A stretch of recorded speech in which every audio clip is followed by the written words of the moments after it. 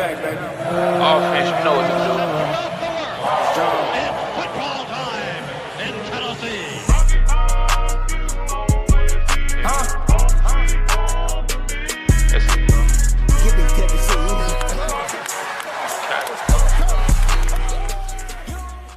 What's up, everybody? Welcome to the 1796 Sports Podcast. I'm your host, Normal Vol fan, joined alongside with Ryan and a special guest, one of the 1796 Sports writers, Eli. And I'm not going to say her last name because it's so tiny on my screen, I can't see it. But Eli's going to join us, and we're going to talk some baseball. Vols look really, really good. 2-0 for the first time in program history in Omaha. And, right now we're waiting on the winner of Florida State and North Carolina to see who we play on Wednesday. So let's go way back to Friday and talk about how the boys did against Florida State the first game. Obviously, it was a hectic game, and, did we want it to go like that? No. The stress levels were really high, yes. But, Eli, what did you think on the Friday night game? Christian Moore showed out, of course, but there's a lot of storylines coming out of this one. I mean, you could talk about Christian Moore, the big walk-off from Dreiling. Dude, what a game it was, 12-11. Not just as like a Tennessee fan, but as a fan of baseball, it was amazing to watch. I mean, it was an offensive, like two offensive powerhouses in the NCAA going at it, and it was fun to watch. Yeah, for sure. I mean, the Vols had to face their Florida State's ace, who did pitch really well for the most part. I mean, he did have 6 or 4 earned runs in the long run, and we did give him some issues. But, Florida State, man, they are a really, really talented lineup. Jamie Arnold, of course, like I said, he could be a first pick kind of guy next year.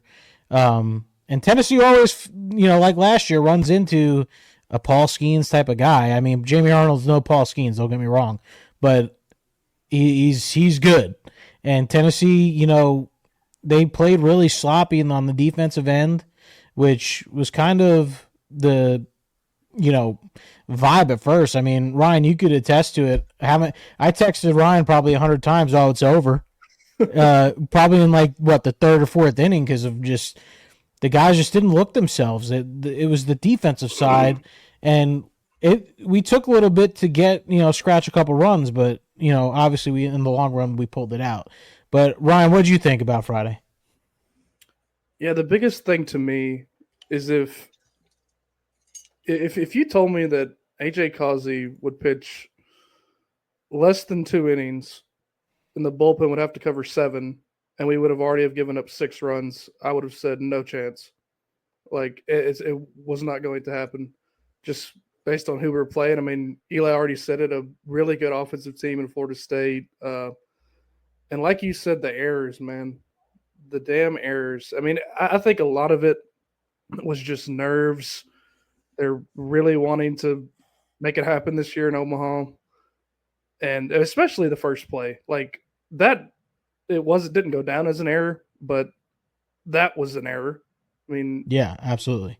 2 people in the same spot on the field and botching a play. But even after all the hardship that they went through during that game, Tennessee, for the lack of a better term, just pulled a rabbit out of a hat.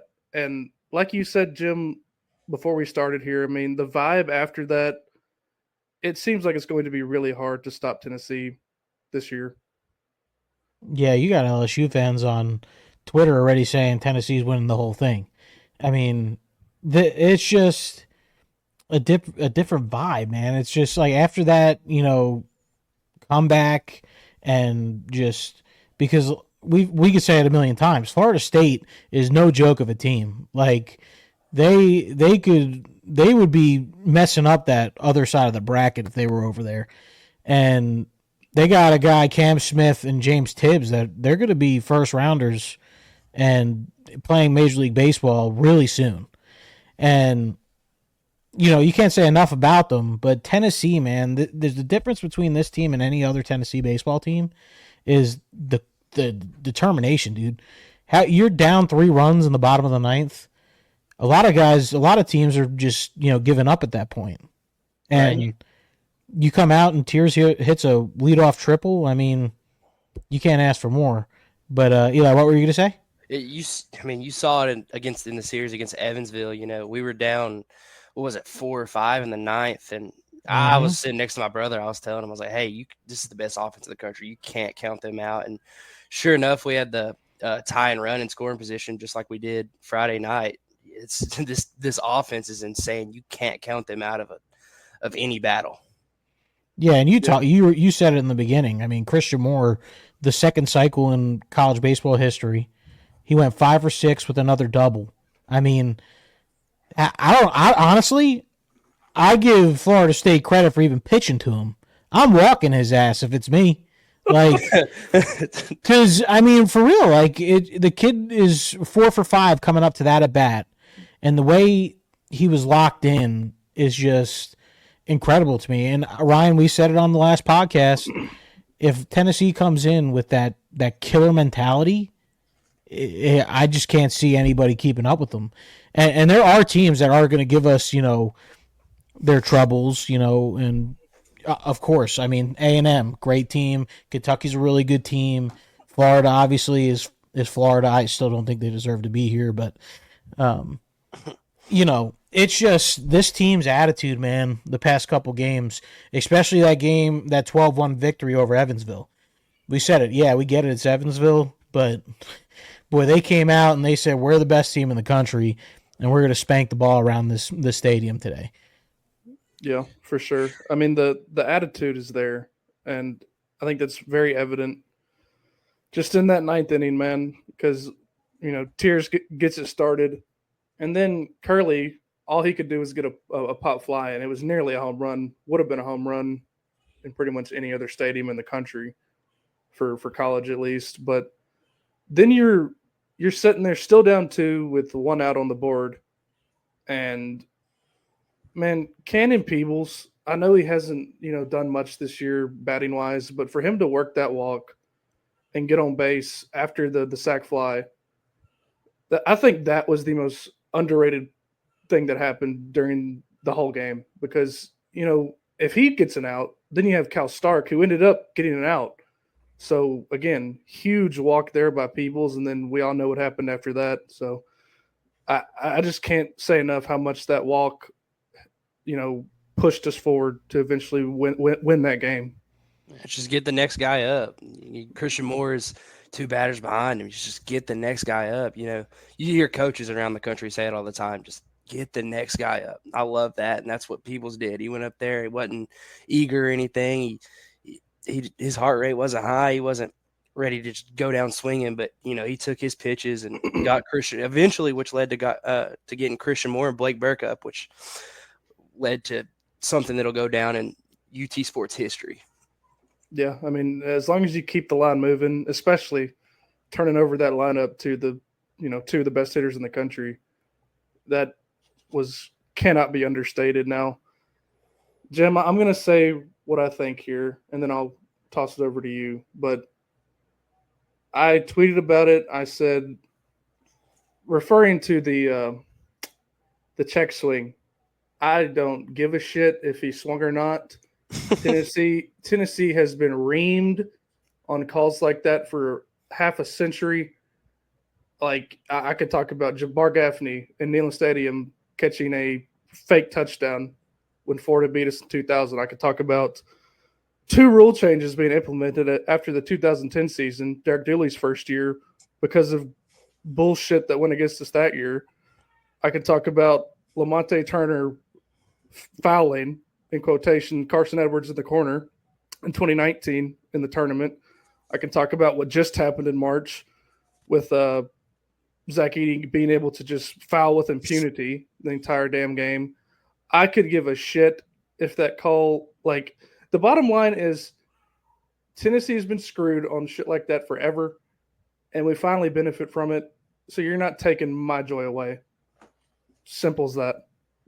So going to that swing though, I asked my dad, who's an umpire his whole life, looking at that camera angle, it's a 50-50 call. Even the commentators were talking on that camera angle alone. The guy could have called it a strike. He could have done what he did and called it a ball. But you got to remember where this umpire's standing. So this umpire standing looking, he doesn't see what that camera sees. Mm-hmm. And I understand, the whole Florida coach wants to, we should be able to, like, review check swings. I think that's stupid. We already review way too much in the first place. But, I think I agree with the umpire, and that's without bias. I'm saying that not as a Tennessee fan right now. I think where the umpire is standing, that looked like he didn't go. And I think it was a good call by the umpire. Now, if you're going by the camera angle, you could go 50-50. And you know what? Blake Burke took advantage, and he gave up a couple runs with his fielding in that game, and he for sure made up with it with that bullet up the middle. Yeah, frozen rope. Yeah, no. About the swing.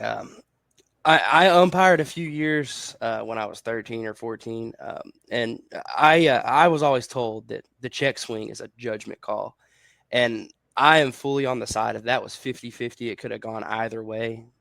A fan base was going to get mad out of that, and Absolutely. Or someone it could have gone either way, and I think he made the correct call. You make that right there. You don't end the game on a check swing, and that's completely unbiased. Also on Twitter, what's up with the drawing the line over the plate? I've never.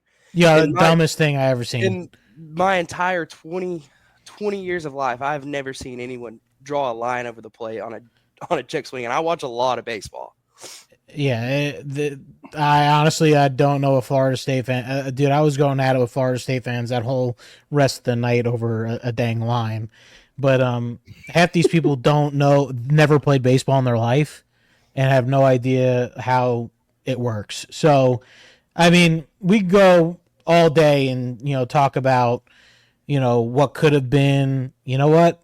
Florida State, I hate to tell you, you gave up 4 runs in the bottom of the 9th. Not because of a check swing. Your center fielder should have caught the ball that Tiers hit. Yeah. And, I mean, you walked Peebles. You let Christian Moore hit again. He hit another double off of you. Blake Burke took advantage of that check swing. Billy Amick singles.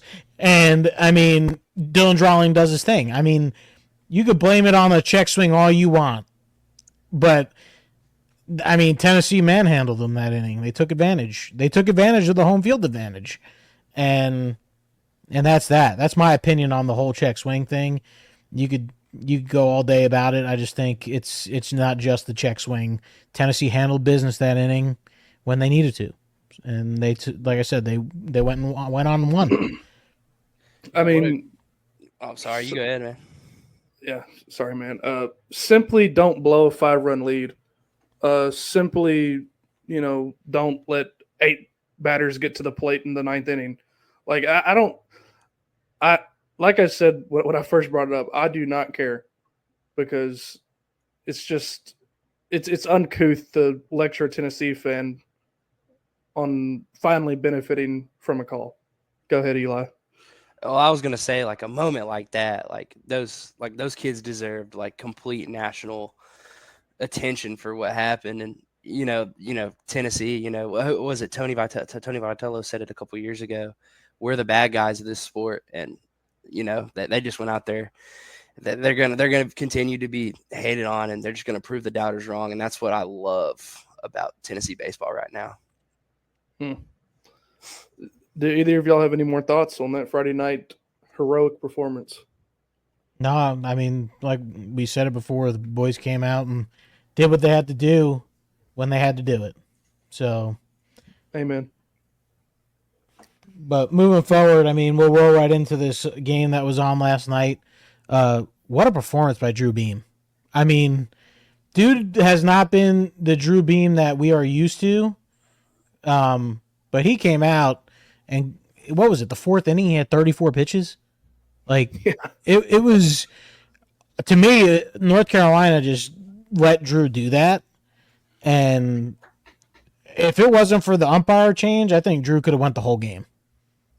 I mean, you're completely right, Jim. It's not anybody's fault that North Carolina was swinging at the first pitch for half of the at bats in the first 4 innings.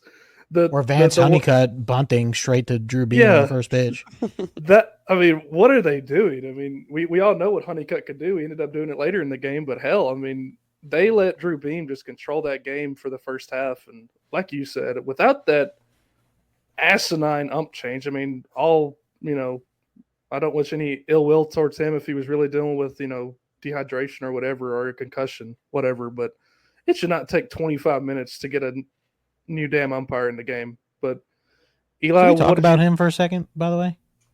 The umpire? Yeah.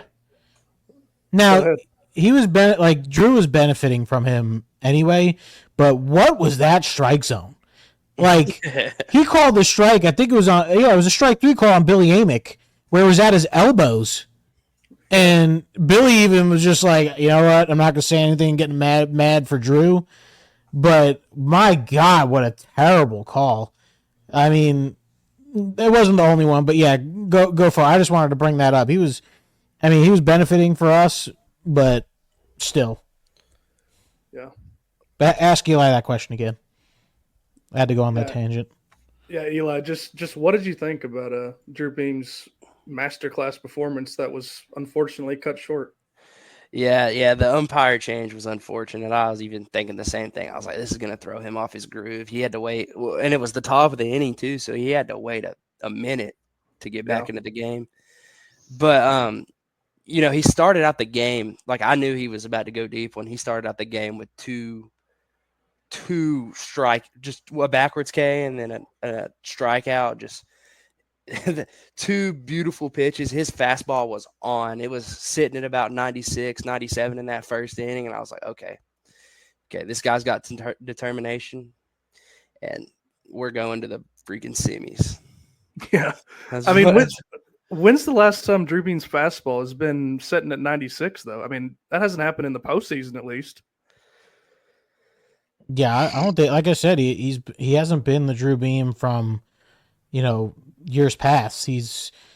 But he shook it yesterday. I mean, he was balling, and I posted on Twitter that he was locked in, and he was the whole game. Other than the umpire change, I mean, luckily, our bullpen did what they had to do. I mean, we're going to talk about Kirby Connell, because Kirby Connell comes in a tough situation, and it could have been a turning point in the game, in my opinion.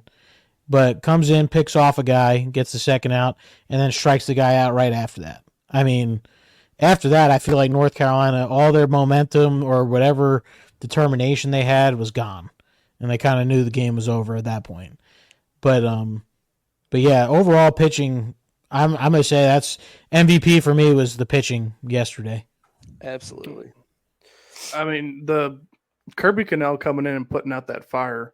I mean, it was bases loaded, no outs, right? Or first and second, no outs? No, it was first and third. Yeah. Well, whatever it was, dampening that momentum that North Carolina had, sparked up with there, basically putting into the umpire change affecting the game, because after that, I mean, Beam's obviously out. They're obviously over it with their pitcher too, getting through the top half of the inning. So you're basically back to how it was before that, which was a 3-run lead. And then Nate Snead coming in the game after Kirby too. He needs, I told you this last night, Jim, he needs to buy Dean Curley a steak dinner, because him in the 8th inning, top of the 8th, I mean, that turning that double play on his own and then snagging that liner, beautiful. Just absolutely beautiful. Well, I give shout outs to Tony V though for that shift, because they played that insanely well, where Dean Curley didn't really have to move at all. But I mean, like you said, I mean, Curley, that was all Curley's inning right there. I also, I think we kind of just looked over it, but that Hunter Inslee catch, that Willie Mays-esque catch he made running into the wall, like, I think honestly, after the game, I was thinking about it, and I was looking back, the Tony V speech last week when he was talking about, like, he was talking about defining your own success. Like, I was literally like, I'm willing to run through a wall, and Hunter Inslee did that. He ran through a wall for his team, and it got me, the dugout, and every fan in the entire fan base fired up. And that's how you get the momentum rolling, and that's how you go and win a national championship. That's a great point. Just tying it to that speech, man. I mean, he ended up leaving the game, and I know he had to be hurting to leave that game because he's not the type of player. I mean, obviously, when you're willing to run through a wall for the team, you're not going to bow out just because you're hurting a little bit. He was obviously hurting a lot, but like you said, that catch and really the defense overall was night and freaking day from Friday night. I mean, no errors, multiple incredible plays. I mean, the play to start the ninth inning with Moore tossing it sidearm to Burke and Burke picking it. I mean, huge. And that's what hurt so much about Friday night is that those two players have combined for plays like that all year, but we overcame that. So it just the defense was incredible, stellar, and the pickoff too. Was that Connell? Was it? Mm-hmm. It was Connell, the pickoff where it caught the runner going, and that was huge for the momentum as well because they had first and third right there with one out, and then Connell did his thing, which my goodness did he do his thing, and I'm not gonna say I didn't, not gonna say I didn't doubt him because I definitely, I was having a little, BVS from the game before when they brought him in with bases loaded and he gave up 4 runs, but. Man, what an outing from Connell. Yeah, and talk about offensively, Kavaris tears. I mean, dude put on a show. I mean, he is earning some money this College World Series. I think his draft stock's going up because I mean he's already got a cannon for an arm, and he's smoking the ball, and it's just for him to come alive, him and Chapman. Absolutely demolishing balls out of a stadium that no one thought Tennessee could hit home runs out of. And I mean, that's my offensive MVP, by the way. I know, Ryan, I kind of cut you off, so say what you're going to say. I mean, I was just going to say, me and you both predicted that, Jim. And not only Tears fitting that ballpark well, but if Christian Moore didn't hit for the cycle on Friday, Dylan Dreiling would have been the player of the game. He was 4 for 6. And had the walk-off. I mean, like him, and he drew 2 walks yesterday when that pitcher hadn't given up a hit yet. Sprague for North Carolina. Like he's been seeing the ball incredibly well. But those two guys with their swings and their speed just fit that ballpark so well. And they're showing out right now. And you're absolutely right. I mean, Tears probably going to be gone. Dreiling probably going to be gone. But if they can top it off with a national championship, more power to him. Go get paid. Yeah. Also, Dreiling, I think even though he had the walk off, I think that he has been our hottest hitter, like one of the hottest hitters on the team that's just been completely overlooked since the regional. Like he's just going up there and getting the job done in the 4-hole. And even yesterday when Moore and Burke and the top of the lineup struggled, he walked a few times and caught a hit and was in scoring position in the 9th inning, or the 8th inning when we scored that 1 run. Yeah. And another big play offensively, we get out of that jam in the 6th inning with Kirby working his magic. And then Colby Backus working a walk, advancing to second, and then scoring on, Dean Curley, freshman that plays like a 30-year-old. That's what I've said all year. I mean, he does not look like a freshman. Just driving the ball up the middle, getting that honeycut home run right back for us. Huge. Absolutely huge. I know I texted you, Jim, when it happened, like just fully dampening that momentum they had. Like just keep getting the score right back where it was. Cannot be understated. Yeah, and that's a high pressure situation for a guy like Backus to come into. I mean, your starting center fielder makes a play like Hunter did, and you're coming out fresh legs. He's got the first game jitters. He didn't play the first game, But you know what? He stepped up where we needed him to step up. Obviously I wanted him to smoke something because that kid's got so much potential for next year. But you know what? I mean, where we need these guys to come up clutch, they've come up. So Yeah. And another thing is just when you have so many good hitters in a lineup, like obviously didn't do much yesterday after he ran into the wall because he was obviously hurting. So he, struck out twice, ended up bowing out. But he struggled at the plate, and Stark has been struggling at the plate so far in Omaha. Amick has been struggling at the plate besides the base hit in the ninth yesterday on Friday night.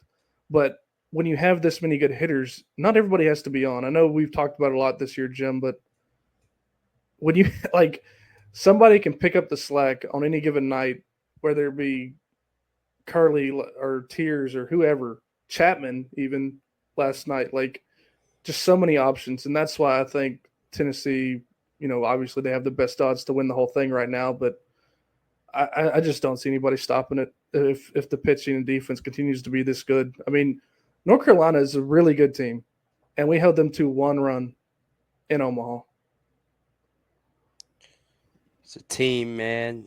You love it. When I think about this team, I think about when Christian Moore was battling in the ninth inning when we were down against Florida State. He looked over the dugout. And he didn't say he said I'm in it or let's go. He said we got this. We're battling. Like we're a team, man. And you can see it in the way all of them play. Like they play for the guy next to him and they play for Tony B. And they love that man. Yeah, and I think we forgot to talk about it, but the bottom of the top of the ninth on Friday night when Tony V just is going irate over that phantom balk call, I think that got the team fired up as well. Like I'm surprised he didn't get ejected because he was on the field, like basically in the third base umpire's ear. well, they were talking about it. Oh, go ahead. No, you got it. No, I was just gonna say the commentators were talking about why he didn't get ejected was because he wasn't cussing or nothing. He was just pretty much just yelling, and it wasn't directed towards any of the umpires. And he just, I think he did that for that reason, like you just said. I think it was to get these guys fired up, and it worked. I'd say so. I mean, just like I truly believe without him doing that, the ninth inning probably doesn't happen. Like that's how far that I will go with that. Because it, like, when your coach is still that fired up, that like if the coach was sitting over there doing nothing, he's basically saying and not getting mad at a call that could potentially add another run for Florida State. He's basically saying, I don't think we can even overcome the deficit we have now. So again, I think that played a huge part in what happened on Friday night. For sure. But, kind of hip hopping and skipping to, a potential, rematch between either one of the teams we just talked about. I mean, I feel like all three of us could agree on we'd rather play North Carolina all day of the week. Now, lineup wise, I say that.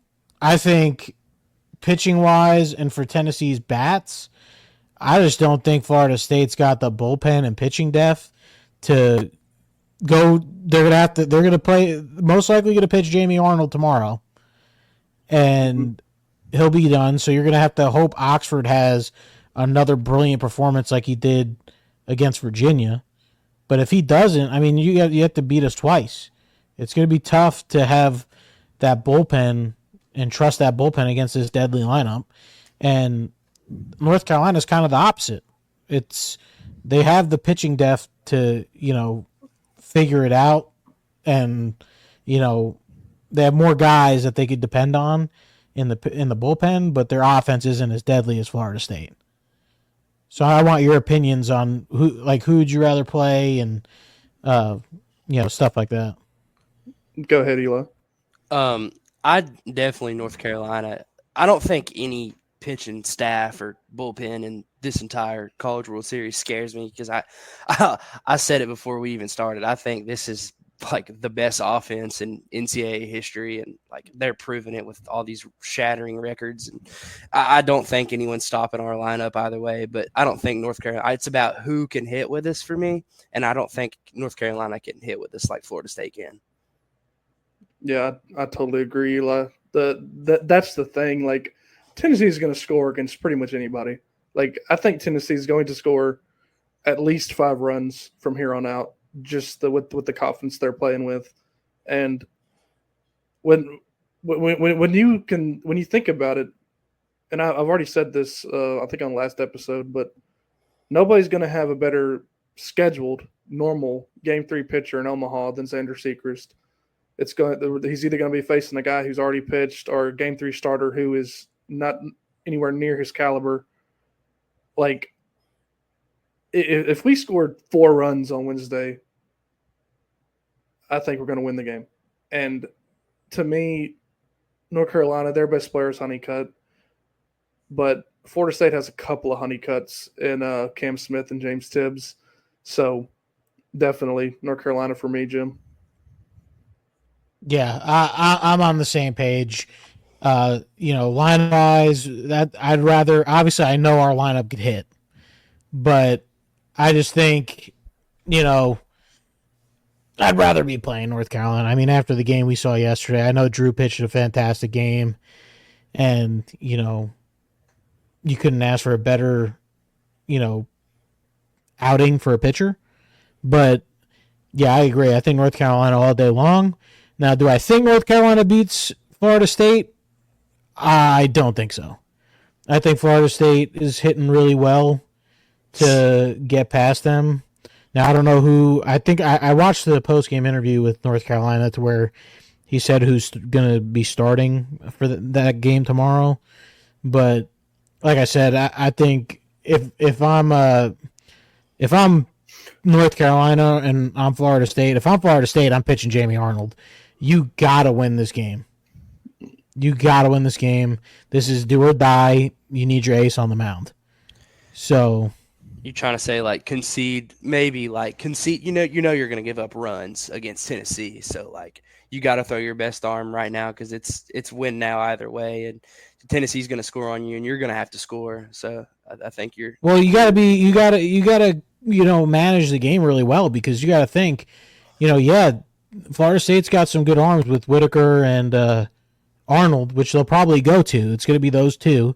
But then if Whitaker does what he did against Tennessee, where he throws 80 pitches, you're not going to be able to pitch him against Tennessee. And you just got to be careful with how you manage because you got to go beat the best team in the country twice, and that's not easy. And that's the same thing with the national championship series potentially. Is you're gonna have to beat Tennessee twice, and there's only one team that did it this year, and I think it was a fluke anyway. But that was also at the beginning of the year against Alabama. So I just I think Tennessee, like we said earlier, I mean they're sitting so pretty right now. Like all these teams that are left, they're better than on paper and what we've seen so far. They're better than. So it's gonna be interesting though. What do you guys think? I mean, I'm watching the Kentucky Texas A&M game. That was right now. It's on, and I just don't see either one of these teams being better than us. No. Especially with Braden Montgomery being hurt. I mean, don't get me wrong. Texas A&M is a really good baseball team, same as Kentucky, but I just feel like this is Tennessee's World Series to lose. Yeah, I'm right there with you, Jim. Like the whole pitching thing we just went through with how is Florida State going to approach it? How is North Carolina going to approach it? Like that's the reason winning the first, like being in the catbird seat now is so big because Tennessee doesn't have to worry about that really. Because by Thursday, if it comes to that, Thursday or Friday, if there were to be an extra game, like a lot of our pitchers would be fresh again. Like it's going to be a huge pitching advantage for Tennessee. We already know they have the batting advantage, so like you said, Tennessee needs to lose really when we do advance. I'm going to go ahead and say that when we do advance to the final series, the like I just don't see anybody beating us 2 out of 3 again. Like you said, simple as that. Totally on your side on that. I was also thinking about the pitching matchups a little bit. I don't know if Tony V said it in the post-game conference, but I'm assuming he's going to go Sechrist in this next game, which Yeah. also I was also thinking like he could go Stamos and Causey again because they didn't throw that many. Causey went, was it like 30 pitches? 49. I think it's 49. Yeah. So a very slim amount, and it's been a minute since he pitched. Come the Wednesday game, you'll have him. But if you do go Sechrist, which I assume we will, and you win that game, you set up your whole rotational. You have a rotational reset going into the national championship series, which is going to benefit Tennessee 1,000%. Yeah, and another thing I was thinking about, Eli, is if Tennessee just gets out to a huge lead, it goes a lot like the Evansville rubber match, where Sechrist, just shoves for 6+ innings and the game is in hand.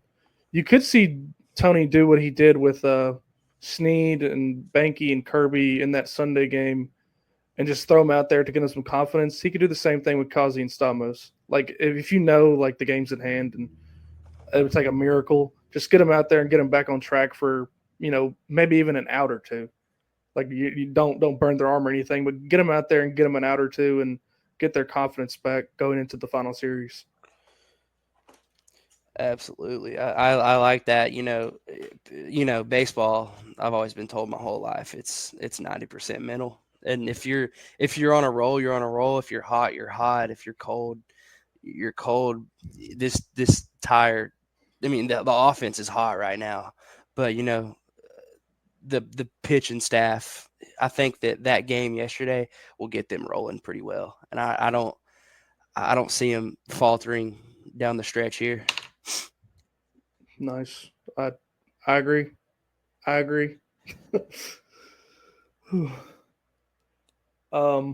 Guys, ask both of y'all real quick. Who do you see coming out of the other side of the bracket? I go back and forth on it. I don't think, honestly, right now I want to say Texas A&M is the best chance. I don't think Kentucky has the pitching depth to. I mean, we already know their offense isn't that amazing, or it's not wowing in any way. But I don't think that they have the pitching depth to make it if they don't win today. I just think Texas A&M has the best chance, and if Texas A&M doesn't win, I think it's going to be Florida. I could see Florida coming out. They're hot right now, and they got a really talented roster that underwhelmed this season. But I really, really, I want to say Texas A&M or Florida. I'm going to sit on Texas A&M. I think it's going to be them. Yeah, I think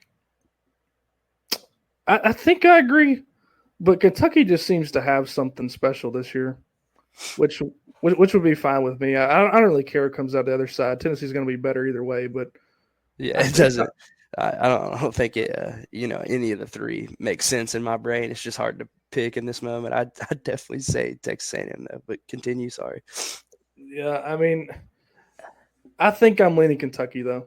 I think they'll find a way to squeak this game out and be in that catbird seat like we are.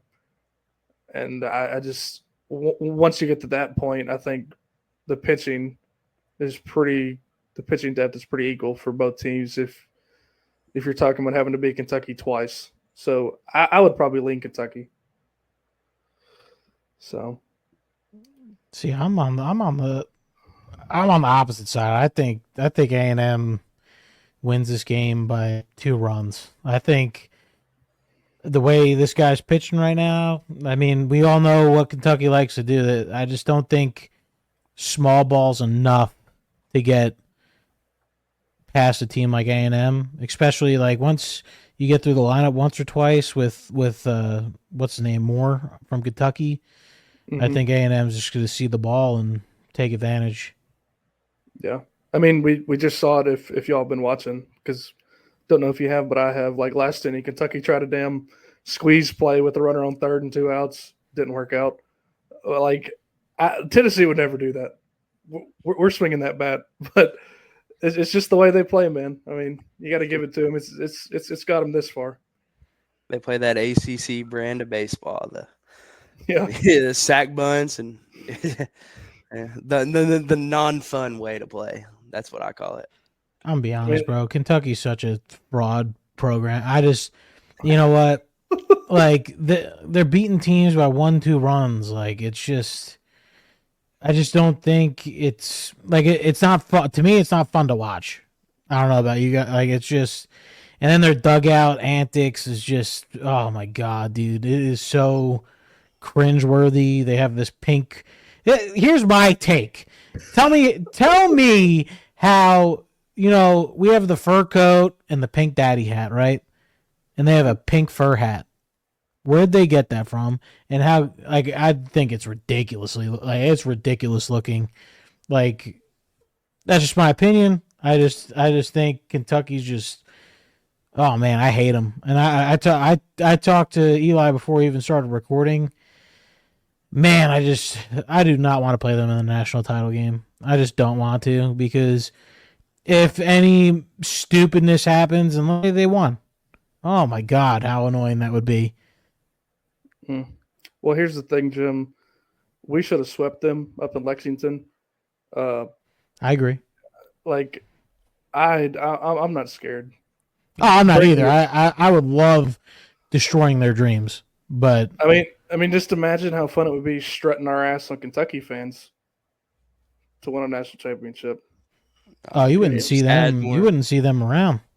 Add more flame to the fire, man. We own them in everything. I mean, everything. God, and hey, speaking of anything other than baseball, I mean, huge recruiting weekend. Tennessee's actually really trying to flip a Georgia linebacker. Going to be interesting in the long run. I think Tennessee's going to have a huge recruiting cycle this year.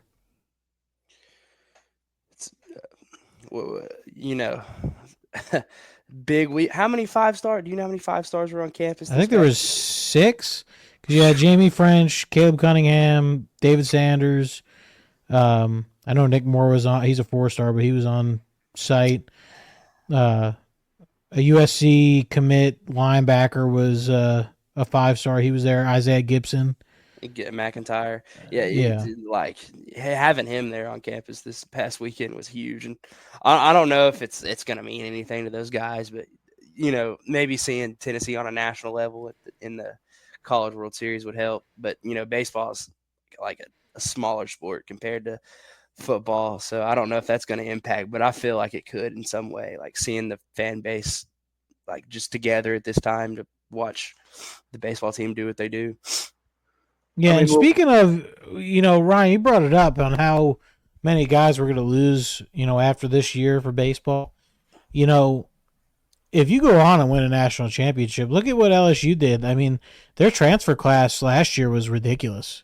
I mean, they're going to get the guys in, especially after coming off a national title. And you know what? We're going to lose a lot, but Tennessee's got the number 1 and number 2 class the next 2 years. I don't think any talent's going away. You got that, Lindsey Nelson's getting stage 2 of the renovations. I mean, how do you not want to come play for a guy like Tony Vitello? All around, this baseball program is just going up from here. So a national title, it would be really nice to put national champ. We were talking about it at the game, that Saturday game against Evansville, Ryan, how nice it would be to put national champions on the outfield wall. I've never ever been this confident in any Tennessee baseball team. Yeah, I've been unfortunate enough to be born in 2003, so seeing Tennessee's success for me is like it's a new thing, even at a very young age. But yeah, no, I totally agree. I don't know, something about this team like just feels so different, and they're playing their butts off out there and running through walls and having 4-run 4-run lead comebacks in the 9th inning in the College World Series, man. Like this team, it just feels like a team of destiny. Yeah, you couldn't have said any better. But other than that, I mean, we got a couple games to watch. You got this game that's in the bottom of the third, still 0-0. I think this is going to be kind of a 2-1, 1-0 kind of game, the way it's looking. But then you got Florida State, North Carolina. When the losers game of who plays Florida, is that tomorrow as well, or is it just? It has to be, right? I think for them, it'll be Wednesday. That's kind of weird. Yeah, the way that the there's games 2 days are in set up between is very weird. most of the time. So Florida State and North Carolina have to play back to back. Mm-hmm. Yeah, because they'll play Tuesday and Wednesday. I guess that's the benefit of being the 1 seed and going 2-0, because that's a huge advantage. I mean, playing a game, hopefully a tough, long, gritty game to where you got to waste a couple arms. So, I mean, everything, like we said, it's just falling in Tennessee's favor. So, Oh yeah, dude. Like, I mean, I think it's our year. I don't know. I really do think it's our year. it's our year to lose. Like I said earlier, I mean, you're 2-0. A team's got to come in and beat you twice. Your pitching staff is going to be almost fully rested, other than Nate Snead and Drew Beam, and I feel like the way Xander's pitching, it's just going to be hard to beat Tennessee twice. It's going to be real hard, and AJ Causey's back to doing his thing as well. Like you said earlier, Ryan, I just don't see AJ Causey doing what he did the other day. We also got Stamos that could come in relief. I feel bad for Stamos because, I mean, 8 pitches really, and him coming out wasn't even his fault. No, he pitched fine. Like, just had that bad look, like we said. So, I think if he got another chance, he would do fine, at least for an inning. See, I think Stamos is a for sure bullpen guy. I mean, for him to come out and just the whole opening thing. I don't know about you, Eli, but it really just makes me cringe. I think I that's one thing that hurts AJ Causey is I don't like how he has to come out of the bullpen. I feel like you go start and then Stamos is kind of a nice reliever to come in. And honestly, you know who I wouldn't be shocked to see this Wednesday game is a Marcus Phillips showing. I would not be surprised to see him pitch. No, I don't like the opener thing. I think that's literally why Chase Burns left. But I will say Kazi did ask for it about midseason, so Tony's just kind of rolling with his guns there. So that's kind of what I like about it. He's just listening to his players. Yeah, and hey, look at it this way though. Like, how do you think they're going to approach it? Like, Ryan, before you cut out for a second, I was saying how I wouldn't be surprised to see Marcus Phillips show up on Wednesday, because if you're looking at it in Tony V's eyes, if you win Wednesday, you're not going to want to use Causey on Wednesday. Because, I mean, in my opinion, you're going to want Causey fully rested for Friday. So I think it's going to be Kirby, Banky, Phillips. On Wednesday, it won't be Snead because he just pitched. And, I could see Stamos coming out of the pen too. So what's your thought? What's your thoughts on the Wednesday pitching before we head out of here? I think, if Secrets does go 6, I think you go to Combs until his arm falls off, and then you go from there. That's what I would do. I mean, you could try to string it together, but to me, runs in any inning are just as important as runs in the 9th. Like, as long as you have a lead, I would ride Combs and then piece together from there. I think that depends on like the score as well. Like if we come out and just jump on that starter, whoever they throw, I think that you might see a Marcus Phillips appearance, which I would. When was his? Do y'all know when his last appearance was? I think the SEC tournament. I think he closed the game. Oh, he against the did. Eagles. Yeah, he did. He got the last 2 outs, I think. Yeah, he only threw maybe 10 pitches. Yeah.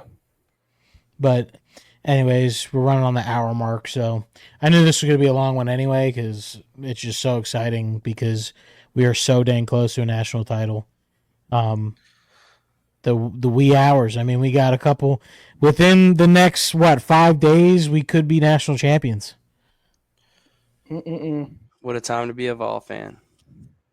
Amen. But anyways, if you guys got nothing else, we'll dip out of here and go watch some college baseball for the rest of the night. Sounds good. I'm good. All right. Sounds good to me. Sounds good. All right. Go Vols, baby. Go Vols. Go Vols.